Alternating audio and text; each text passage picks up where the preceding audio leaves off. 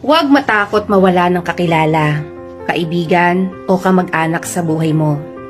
Yung mga dating kasama na ngayon ay wala na sa journey mo, nothing is permanent. Only changes. People come and go. Mapakaibigan o kamag-anak, kung hindi mo na nakikita ang iyong halaga, mainam na umiwas at lumayo na.